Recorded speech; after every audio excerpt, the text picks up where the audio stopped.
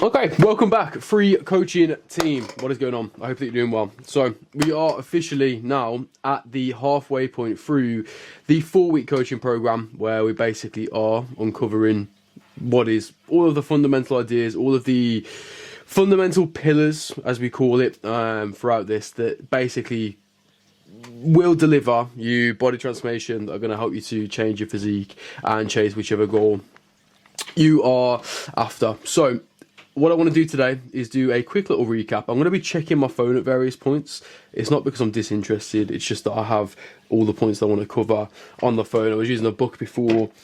Everything's digital these days now, isn't it? Sorry. Alright then, so first and foremost, what we should already have done, we should obviously be utilising the sheets. In fact, let me get up these sheets live for you, and we'll do a little sync up again. Before, as normal, we head down into the old kitchen and do the theory side of things. So 2, 1, sync. That should make it easier to sync. We can get rid of our fat head on here because we don't need that in 2 different places. So beautiful. Again, week 1, we will have covered basically data tracking, why it's important, why we're doing it. Hopefully now we've got 2 weeks of data to look at, which is quite a lot.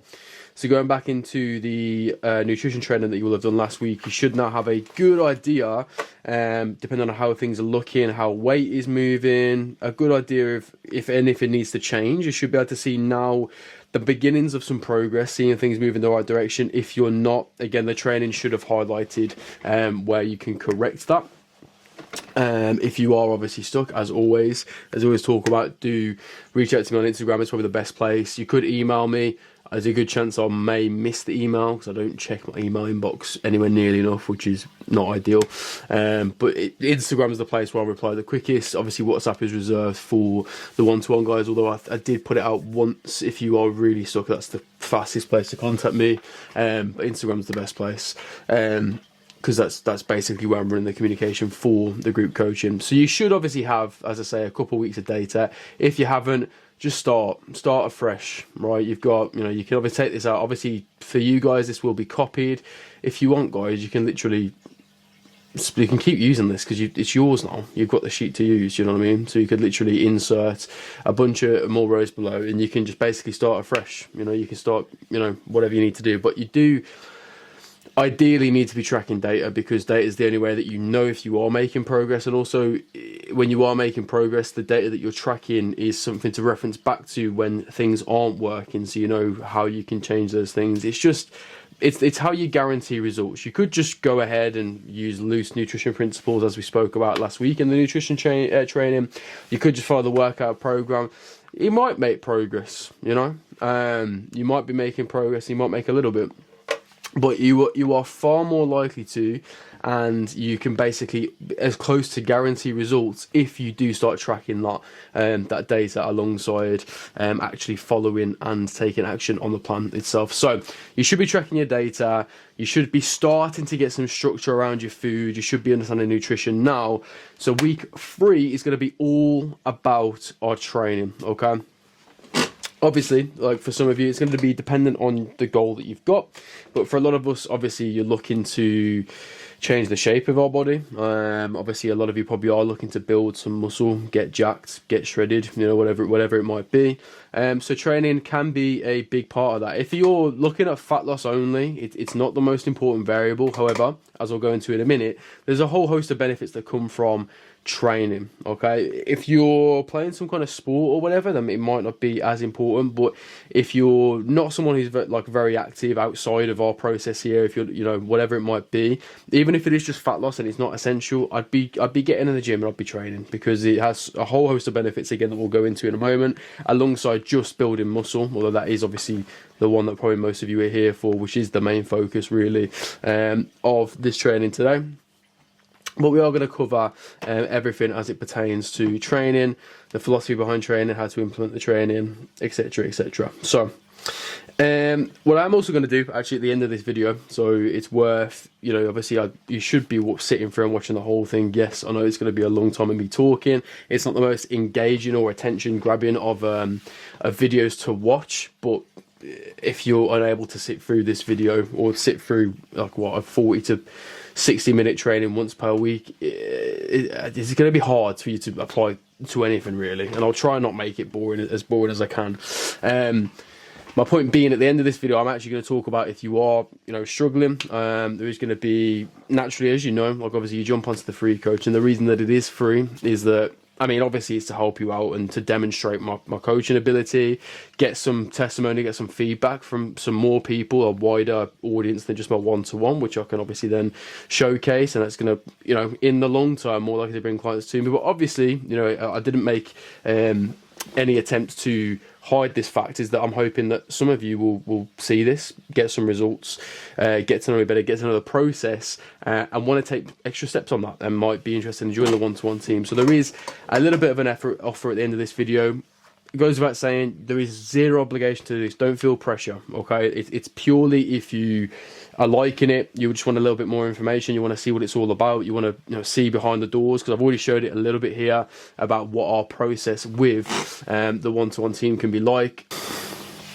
Okay, so stay till the end to see what that might be about. But other than that, let's get into the actual value that is in this video. So jump into the sheets. I want to explain what you've already should have already been tracking your workouts realistically. Again, there was no sort of emphasis on changing anything. I just wanted you to go in there, go through the motions, and just have a go. Obviously, at following these training programs, it might be similar to what you've done before. You will have chose one of the three, but you should have already been tracking those training programs. If you haven't, again, it's another reminder, start doing that, get into the habit of doing that, because tracking your workouts, as we've just discussed with nutrition, what gets measured gets improved. If you're not taking the data, how do you know if you're improving, or when things do slow down, how do you know what to change? Because you've got no information there. So tracking your workouts, because improve, you build more muscle, which most of you are looking to do naturally. Even those that don't want to have obviously any aesthetic goals, as I've discussed, I will go into in just a moment the other benefits that come with it and why you should be doing it anyway. But without further ado, let's get into some training theory. We're going to jump downstairs, we're going to jump on the whiteboard like usual and go over a few things with you right now.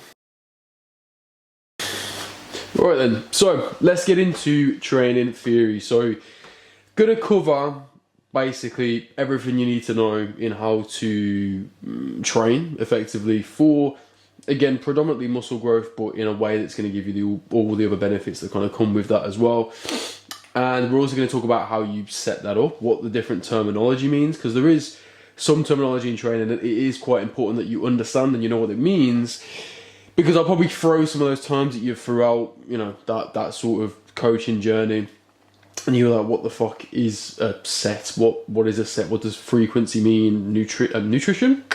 That was last week. Intensity, accuracy, what do these words mean? So we're going to cover all of that and basically give you the fundamental understanding to what is everything training theory, as I said. So let's consult the old scripturunis. So what are the benefits of training? Why is it important? Because, as I said, like for some of you that are on a fat loss phase, it's actually not even necessary to train. You could just do, well, first of all, you can do caloric restriction, as you will have learned in nutrition. That is actually the nutrition training.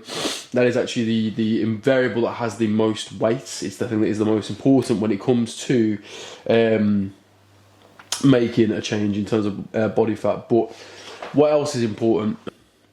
The stronger you are, okay, the more strength that you have, the less likely you are to suffer an injury. An injury is something that's going to put you on your ass, especially if it's something in the lower body. You're not going to have to move around. It's going to make it very difficult. It's going to be very demotivated. It's just all around pretty shit.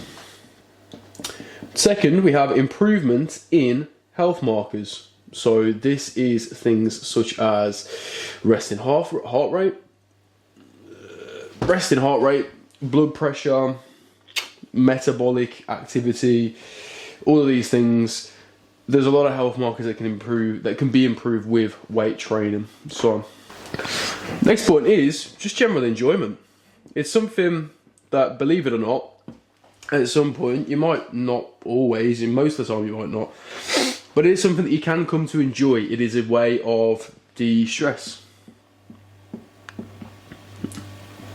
After a very stressful day, or if, I don't know, I've just experienced something that is not ideal, because I've been training for as long as I have, I do come to look forward to training sessions. Training sessions can be a form of de-stress, even if initially, now that I am as busy as I am, most of the time before I do go to a training session, it is a little bit of I do have to get myself motivated to go. It's not as easy to just go as when I have more time, had less responsibilities. However, I never leave a session and regret it, okay? Or it's very rare that I do. It's one of those rare moments where maybe I was probably too ill to train, or I really shouldn't have trained and I did. Doesn't happen very often. The next one, which is actually very interesting as it pertains to the stereotype of a gym bro, is it helps your brain to work better.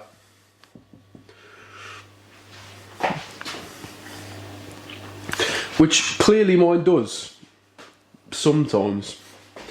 But it's actually true. The weight training has been shown to improve our ability across a few metrics of brain function, things like problem solving, etc, etc. So basically, long story short, as well as muscle building, which is for most of us, because you, like me, have some degree of vanity. As well as this, we also get all of this as well. So basically any form of training, cardio, weight training, it's all useful. I'm actually not even going to cover cardio in this training. I might touch on it very briefly because I think I touched on it in nutrition, but it's really not as important as weight training. It's mad to think this, that like, to be fair, I actually missed one. Longevity. Those that weight train tend to live longer, not just in length, but also in quality of life as well. So their lives are better and their lives are longer. So that's also a positive. Right then, so the first thing I want to cover is, how do muscles actually work? Okay, so what is the function of the muscle? Okay, I guess in the most fundamental sense, a muscle has two functions. It either lengthens or it shortens, okay? Inside a muscle, you've got muscle fibers. I'm not going to go into the exact science of this, I'm going to keep it nice and simple. Within the muscle, you've got muscle fibers, and these either shorten or contract, or then relax and lengthen, okay? So imagine that for any part of your body that you're training, right, there is going to be muscle fibers, is going to be a direction, okay? Take a bicep curl, for example. Here, they are in a lengthened position. We then squeeze through, they're going to contract, and they are going to shorten, okay? It's going to just help if you have this basic understanding of how every muscle, just a basic function of it. When you're trying to get a feel for certain muscles, this kind of like mind muscle connection, this bro sciencey term that we talk about, it is beneficial because it can help you connect with a muscle and utilize a muscle properly. But let's imagine that wherever that muscle is, visually in your mind, imagine it shortening and then lengthening. Chest, for example, lengthening, muscle fibers here are stretching, shortening. For some of you, this is like bog stand, like this is just so obvious, but again, it's some fundamental knowledge that not everybody has. I didn't for the longest time. I didn't actually understand that this was, you know, how it actually functioned initially. So, you know, it lengthens, it shortens, relaxes, contracts. So we are training, what we are essentially doing is sending a message to the muscle. If I perform, this is going to be a terrible drawing. Oh my god, this is really bad. So if I perform a bicep curl, right, okay, the bicep experiences what we call mechanical tension. When we're training intensity, you can experience what we call mechanical damage.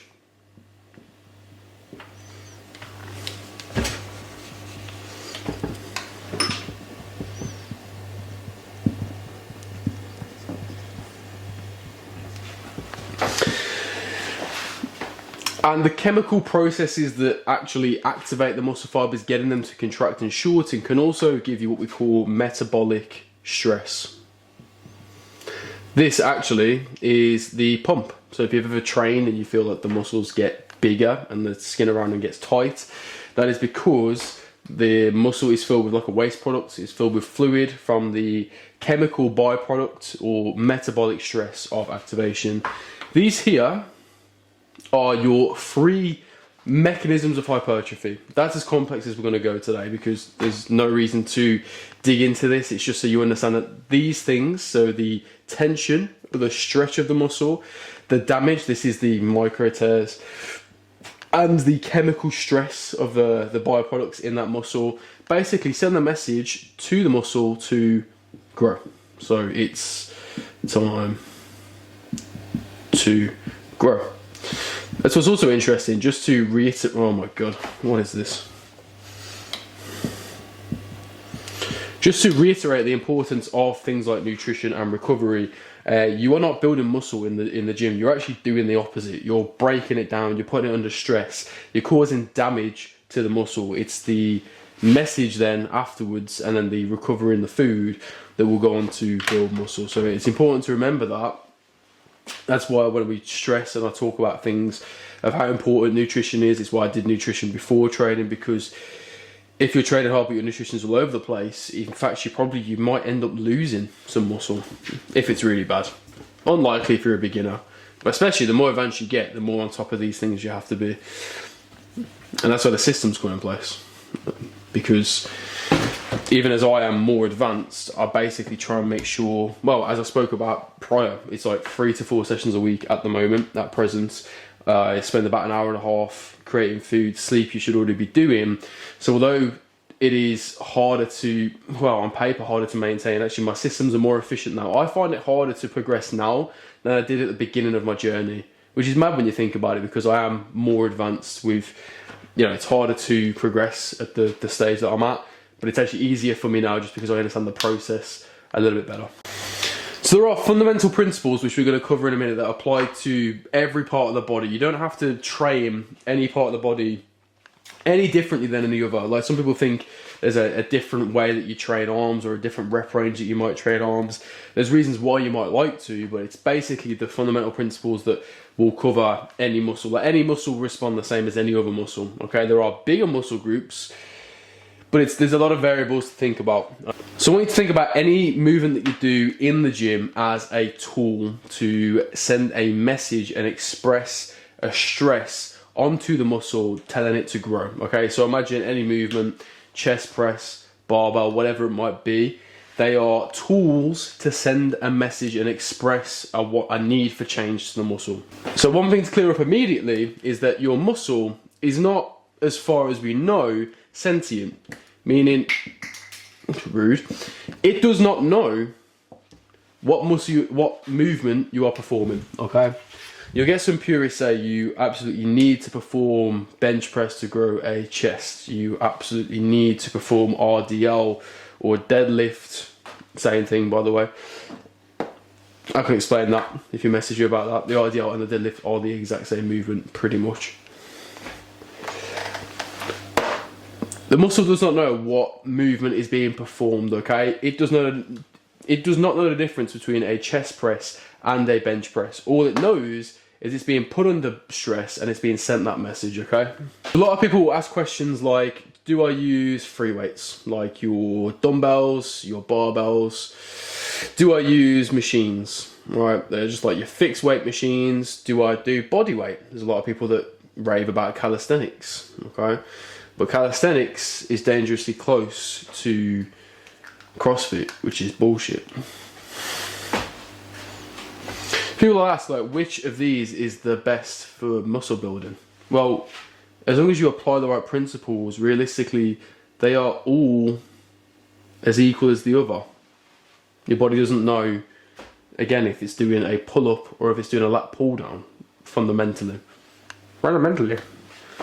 So like Jordan Peterson, anyway. It doesn't know. So when you're putting together your plan and you're choosing out exercises or you're choosing your selection, Within reason, there is, again, on a more technical, as you get a little bit more advanced, there is reasons why you might plug in certain ones for certain reasons. But for the most part, for most of you out there, it's down to whatever you want to do or whatever you connect with the best. It's down to the individual. You don't need to do free weights if you struggle with stability. You don't need to do machines if you find them boring. And you don't need to do anything body weight if you're not yet strong enough to do that. So one of the first words that you'll probably learn when you start training is repetition or reps. So let's break down what is a repetition. Is a repetition. And this probably, again, seems like a really simple thing. And some of you are probably thinking, I know what a repetition is. You don't need to explain that to me. You don't need to break it down. Are you as jacked as you want to be yet? Probably not. So listen, just watch the video because it is kind of important. So, a repetition is, again, like the repeated movement, okay? So in a bicep curl, it's one, right? But let's break that all down. So you have a start point, let's call it A, and we have an end point, let's call it B, okay? Start, end point. So in a bicep curl, this is position A. Our end point, this is position B, right? So we've got these two phases where we contract the muscle, and then we allow the muscle to stretch and relax slightly, okay? This on top is called the concentric. This on the bottom is called the eccentric. This is the end, and this is the start, okay? A repetition. Every single repetition looks like this. Chest press, end, start, concentric, eccentric. Okay? I get a little bit confusing because with some movements, the start point actually is where the muscle is short. In a bench press, for example, you're going to lift off and start here. In a chest press, you'll probably start with the handles here where the muscle actually is in a stretched position. So an easy way of knowing which the concentric and which the eccentric is the concentric is the harder one, right?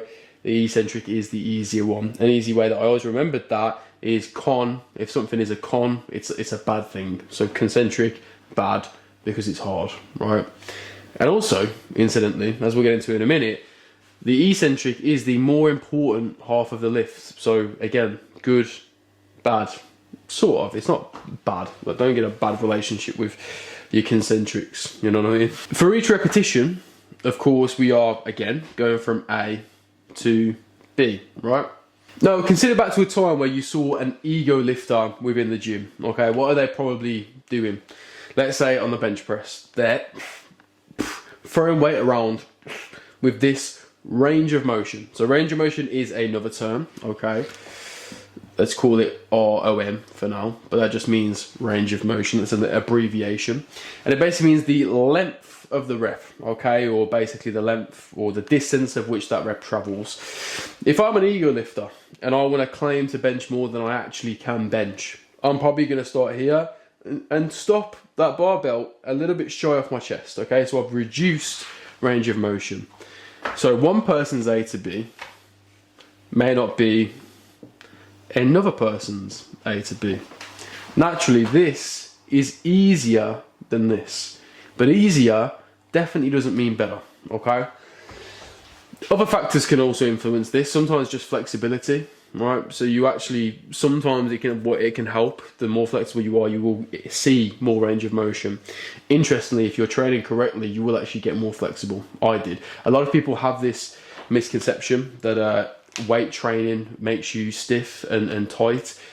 It can, but if you train in the right way, if you're maximizing range of motion, you're actually putting things under an active stretch. Like, I've never had the same flexibility that I do now, because before I just sat on a computer screen like a little video game nerd like this, whereas now I get into a deep squat or a deep chest press, so my shoulders have more flexibility than they ever have. You know, so I'm most flexible in the world. Naturally, if you build a lot of muscle, that muscle does kind of get in the way of itself and you might lose some flexibility. But I've been trying to build a lot of muscle for a long time and it still hasn't happened because it's a super slow process. Recent study, I got this from Jeff Nippard. The difference in muscle growth between the ego lifter and the science-based lifter actually wasn't all that much. Interesting, right?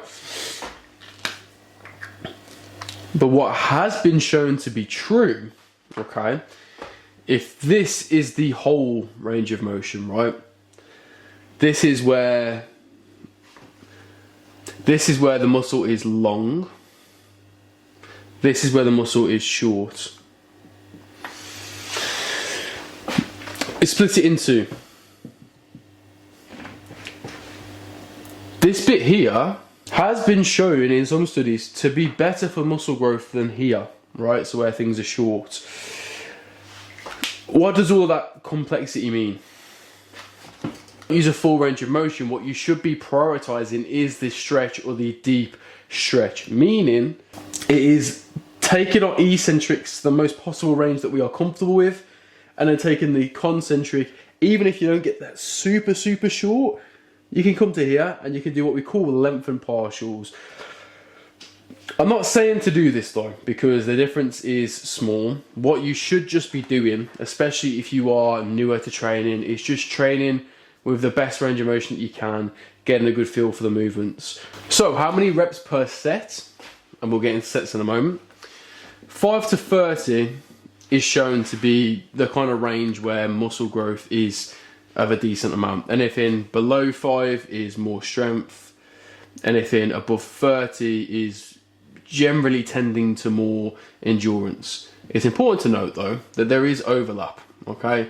You could only ever use a rep range of 2 to 4. You are going to build some muscle. You could only ever use the rep range of 35 to 40. You probably are going to build some muscle. This range here is just the one that tends to be and perform the best, okay?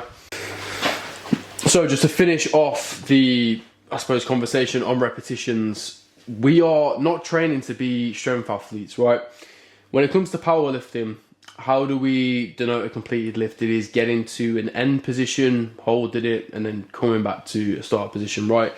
A lot of people think, again, coming back to A to B, right? Most people, when they first start training, their sole focus is just getting here, right? At any cost, right? They'll throw the weight around, they'll use momentum, they'll lose some accuracy. They're just focused on getting here. When in reality, what is important for sending the right message for muscle growth is focusing on the quality of this, and then the quality, even more importantly, of this. It's the bits in the middle that's more important. So when you are starting to train, you know, don't fall into the habit of just trying to get to that end position and not caring about what happens in between. It's what happens in between that is actually more important. So it is the way in which you move the in-between parts, but also the end parts, and that is what we call accuracy, right? So all of this can be put under the umbrella term. People have different names for it. I call it accuracy, and that is your accuracy to the movement. E.g., you're trying to train your bicep curl. If I'm using momentum and using my shoulder and using my whole body to get that load up, I've not been accurate with it because my bicep isn't the thing that's been doing the most work. Everything else has. So how accurate are you in the way that you move? Is it your muscle that is the limiting factor? This is a really good way of actually testing how your accuracy is. Whenever you complete a movement or you complete a set of a movement, if it is anything but the muscle you are trying to train, or what we call the primary mover, so e.g. in a set of bicep curls, my bicep, if it is anything but that, you need to come back to accuracy. A good example of this is like back training, okay? There might be a point where your back isn't that strong that you're struggling to grip the bar or the implement that you're using to train your back, but there comes a point where the strength of your back outweighs the strength of your grip, right? So your grip strength starts to be the limiting factor. So I'm doing a lat pull down, I might finish my set or reach failure, but if I'm honest with myself, it's not my lats or any part of my back that has given out, it is in fact my forearms, because I've had to let go of the bar.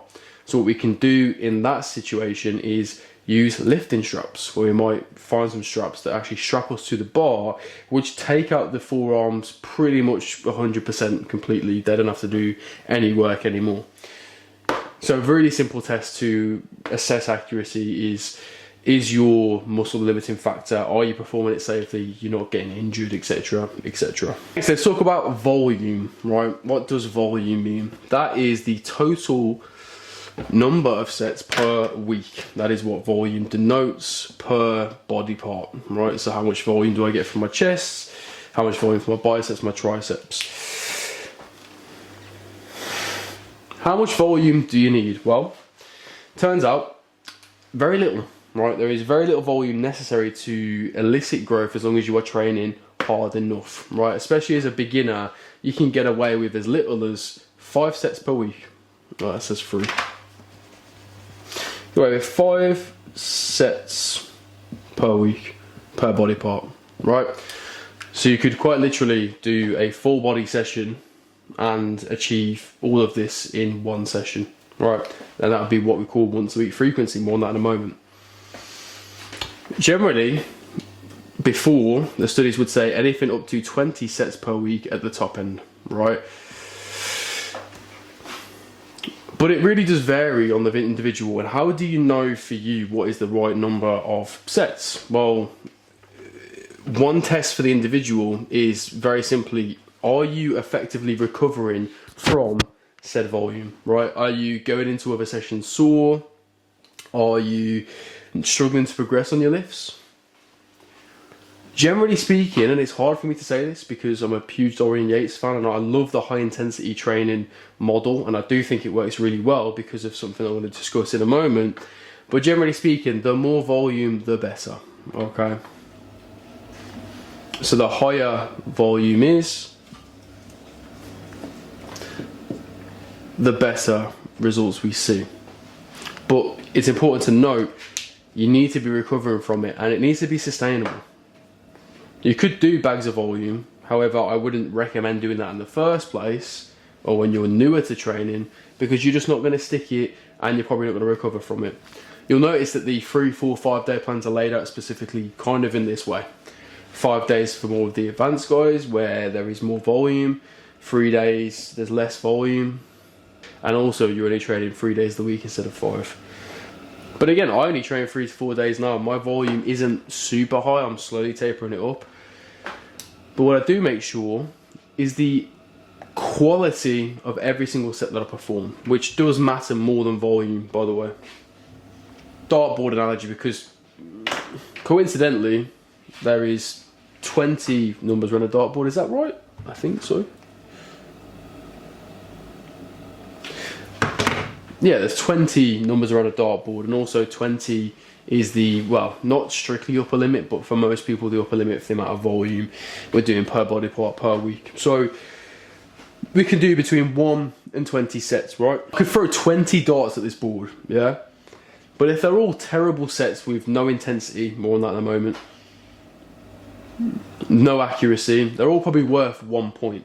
So I might just throw, I don't know where number 1 is on a dartboard, but I might just throw 20 darts all in this place and they're all shit, right? Or, let's say if I even throw 2 darts, right, when this point, the quality of the dart is the quality of the set. So let's say I do 2 sets per body part, but those sets are perfect. I'm so well recovered, the intensity is on point, the accuracy is on point. So these darts might be worth anywhere from 18 to 20, right? Again, I don't know where these things are, man. Let's just, oh god. Let's say 1 dart lands on 18, 1 dart lands on 19. Again, I don't know where the numbers are on that board, but just hear me out. The sum total of these 20 sets, because they're all worth 1, is 20. The sum total of these two is 18 plus 19, 37. Yeah, I think you'll agree 37 is greater than 20. So the quality of the set matters more. However, once you've nailed the quality of your set, you're moving with accuracy and, as we're going to discuss in a moment, intensity, then you can start putting in more. Now, because you understand what volume is, let us discuss frequency, right? Frequency is kind of like the other half of volume, and I'll explain why in a minute, because they kind of have some degree of relationship, right? Frequency is just the number of times that you hit a muscle group within a week. Okay, so if you train a full body session 3 times a week, you're hitting everything in theory 3 times. If you train upper lower, you've hit everything twice. What frequency is right? How do you even pick a plan? Now, we don't need to discuss this too much because you've got programs to follow. And they are copy-paste programs, which is exactly what I do, at least in a framework sense, with my one-to-one clients. Because if something works and delivers a result for most people, why wouldn't you use the same thing? A lot of coaches are afraid to admit that they use copy-paste programs. Obviously, you guys have copy-paste programs. And most of my clients who have similar goals and want a similar physique also do. What happens then after we've tried that for a little bit of time, then we start to mold it around or to the client. I'm not writing a new plan every single time I train someone new, because then one might be good. If I'm tired one day, one might be bad. I've cultivated the programs that I use over a long amount of time over what works. And then we mold it to the individual based on how many times they can train, what their specific goals are, the look of the physique that they want. This all kind of comes into play. In an optimal sense, the best frequency is the one, again, similar to volume, that you can recover from. Smaller muscle groups like biceps, shoulders tend to recover quite quick and can therefore be trained with a higher frequency through the week. Larger muscle groups, maybe not so much. A good rule of thumb is to train everything at least twice and probably a maximum 3 times per week, apart from potentially smaller muscle groups, but there's really small marginal gains to be made there. So 2 to 3 times per week is good for most muscle groups. And generally those that are trained twice will be bigger, those that are trained 3 times will be smaller. Now, what do I mean about the frequency to volume relationship? If you are doing super heavy volume within one of your workouts, naturally you probably might only be able to do that once per week because the recovery is so demanding. Whereas if you do lower volume, you can probably then do higher frequency through the week. Volume's the same, and where volume is equated, recoverable volume and quality sets, the muscle growth is about the same. But as a little thought experiment, what do you think the quality of the final, let's say, 5 sets on a day where we are doing 20 sets of chest is going to be? Spoiler alert, probably not very good. So it's probably not ideal to do that.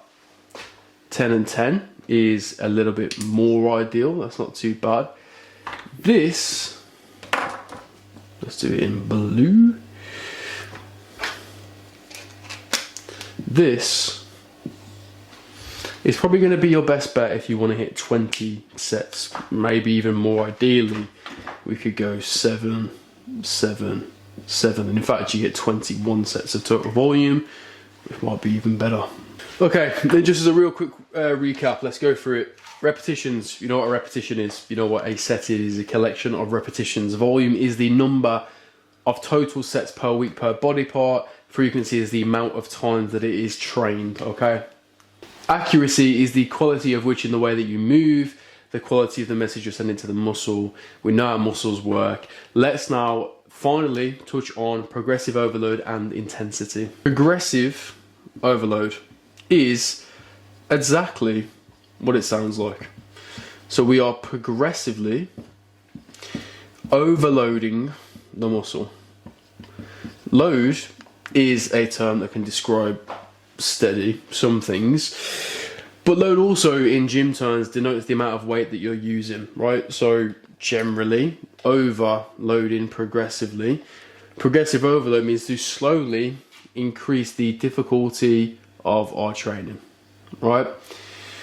And this comes back to the initial idea that we are sending a muscle a message to grow, right? Initially, that message is probably quite strong, especially if you've never trained before. This is something so new. The muscle is very stressed out by the movement that you're doing, the training that you're performing, and it's quite a strong message to change relative to that muscle. As you begin to progress and you grow a little bit more muscle, what you need is a stronger and stronger message for that muscle to grow. If you keep doing the same volume per week, the same reps, the same weight, if you change nothing, you're going to find this kind of baseline and you're going to get stuck there. So we need to make things harder. So we're going to increase in weight. How much weight do you increase by? To be fair, generally speaking, the smallest increments, we might add 2.5 kg to the bar or to the machine. We might add as little as 1.25 kg.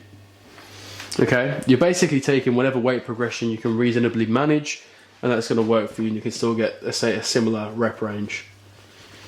Which brings us to our second way of progressive overload, which is repetitions. So obviously, if you're performing the same weight but you do it more times, that is a progression, okay? Perfect example of this, let's say that we have a movement, and like in your program, you're given a rep range. So we want to do incline press with dumbbells for, let's say, 8 to 12 repetitions, right?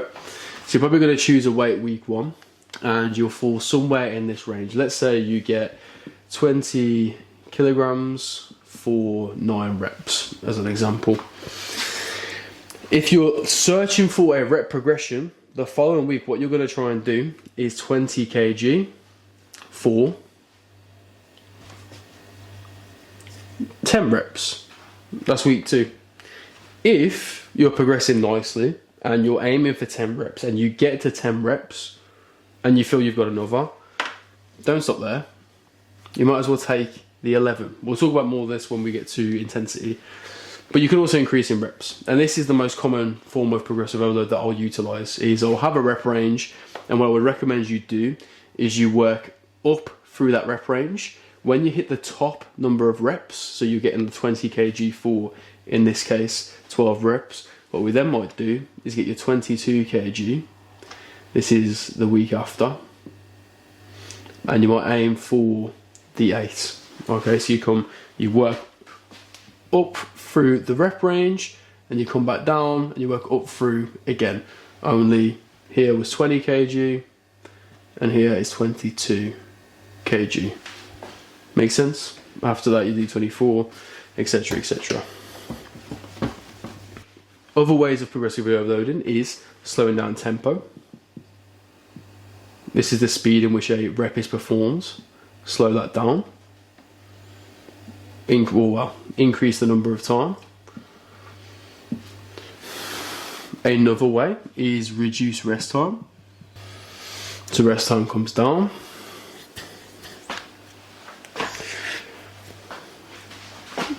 Another way is also better accuracy.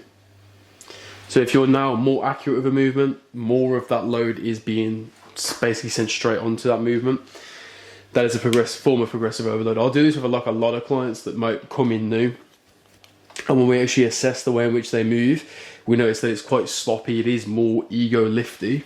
I'll tell them to do what we call a load reset, which is where we'll take the weight all the way back down, and then their first priority is actually just to move well. I would say anyone that is either new into a journey or just starting to get back into one, I would make that priority number 1, is just moving well initially before you worry about increasing in weight or progressively overloading. So now we've covered progressive overload, we can touch on intensity. We'll stick this in a red colour. Right after, let's take a tea bag, a bit of tea. That's it. That's all you should be drinking. So intensity, which is the last term we're going to learn today. What is intensity? Intensity is how hard a set was. Okay, there are different ways in which we can measure this. We can do a rating out of 10, so RPE, right? You just rate on a scale of 1 to 10 how hard a set was. Another way we have is reps in reverse, right? So you estimate how many reps were left until you reach failure. What is failure? Failure is the point where you can physically do no more reps. And there are different forms of failure, but the most common one is no more reps with the same form. For most of your sets, to be honest, for most of your training in general, every single rep from the first to the last in the set should look almost identical. They might slow down in terms of the time that it takes to complete it, but if I'm bicep curling and my first one is super clean, but my last one looks like this, you've lost the accuracy, and the accuracy is, as we stated, a super important aspect when it comes to sending the right message. So, how much intensity to use? Do we go high intensity or low intensity? Well, if we're talking super low intensity, right, so just barely any effort, let's say you're a 1 out of 10, this is never going to grow muscle. And it's also never going to challenge you, and you're probably never going to achieve much of anything doing this, okay? I mean, this is cardio. That's what this is ultimately down here. If something is that easy, you could just do it 1,000 times, that's cardio. Up here, super high intensity, you physically can't do anymore, will definitely grow muscle. Definitely grow. But what happens if we do maximal intensity? We have a higher recovery demand. It's harder to recover from,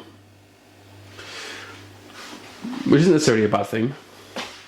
But again, if we're trying to optimize training for the most perfect thing possible, let's look then, what, 8? Let's say an 8 out of 10. At 8 out of 10, you're going to grow maybe 95%, probably a little bit more like 98% of the muscle that you would grow here. But what is the beauty is there is a lower recovery demand. So the reality is, if you're maybe 1 to 3 reps from failure,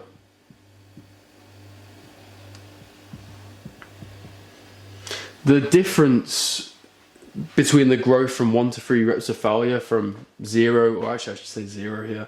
So the difference from training to failure and then any rep point in between that and 3 reps from failure, the actual amount of muscle growth that you see difference is very, very little. However, the recovery demand is better. You probably want to be somewhere in the middle of 0 to 3 reps from failure. However, I can guarantee most of the people watching this, not all, some of you are very familiar with it and know how to do it, but some of you have never actually trained to true failure. True failure is excruciating. It's the point where your whole body's shaking and you really cannot get that final repetition. And even then, if you really took your brain to a dark place, you're probably going to get there. So I'd say most of your training should be a few reps shy. A good rule of thumb could be for the final set of most movements, taking that to failure, just to remind yourself where failure is, so you know where to actually train and you still know how to give the strongest message. Because you might think that you are just a few reps shy of failure. If you've never tried to actually train to the point where you physically can't get any more, you could actually be more realistically 5, 6, 7, 8 reps from failure, because you don't know what true failure feels like. And go back to the previous point, that message just isn't strong enough to actually grow any muscle. Intensity needs to be there. That almost concludes pillar 2, which is the pillar of training. So, breaking this down, what boxes do we then need to tick in order to nail our training? The very initial thing is a quality plan. Without a plan that has sufficient volume, addresses the right areas, or addresses what you actually are trying to achieve, it's never going to work. So you need a quality plan. Once you have a plan that you've written out and you have a good feeling that it's basically covering all the bases, obviously for you guys, you've already got the programs to follow. So then we're going to follow the plan. But in the process of following the plan, we need to adhere to the triangle of training. Ooh. Ooh. And what does the triangle of training say?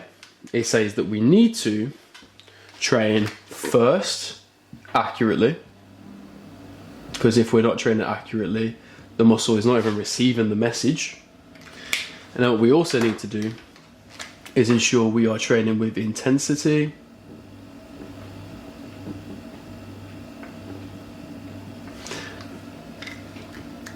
And then as long as we are training with intensity, if we are progressively overloading week to week, you will in fact see progress. So as far as training is concerned, if you follow a quality plan and you adhere to accuracy, intensity and progressive overload, you get results. If you aren't getting results, as we know,